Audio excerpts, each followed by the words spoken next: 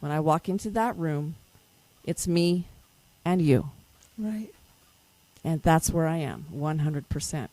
Intention and focus, and the rest will just start to melt and happen. And that can be used, I think here in the United States, we're starving for touch. Yes. Other countries are all about the Polynesian culture. They are so loving, hug, touching. We're starving for that. And here's a golden nugget for parents with teenagers, and you're trying to communicate with these kids.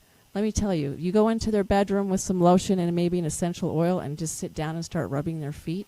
Don't even have to say anything.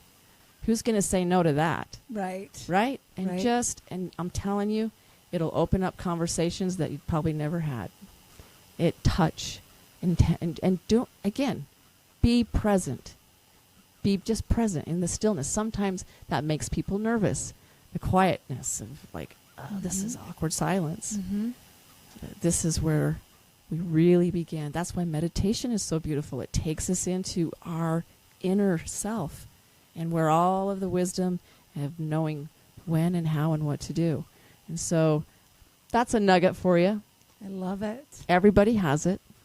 I love it. Can I tell you a little secret? So I one time went to this medium with my mom, and right before she spoke, I truly believe that, because what she said was aligned with something my dad would say, and we went there intentionally to hear from him or hear, to have some connection to him. And right before that, and I was like, what the heck? Like, The silence. there was no thoughts whatsoever. Like, never in the history of my life have I went and had zero thoughts. Usually my husband will say, what are you thinking? And I'll be blah, blah, blah, blah, blah, blah, blah, blah, blah, blah, blah. And then I'll like turn to him and go, what are you thinking? And he's like, I was wondering what you were thinking. Right? As soon as she said what she said about my dad, I went, oh my gosh, that's what it feels like to be fully present. I try to be always, right? But that's really where it's at. And when you said that to me, I was like, oh, there it is. That's where it's at. It is. Yeah. It's so simple. We want to make things harder than they are. Or we got to, the energy work really is about opening our heart. It really is. And I've had clients say, how did you do that? What did you do? Because I felt that. Yeah.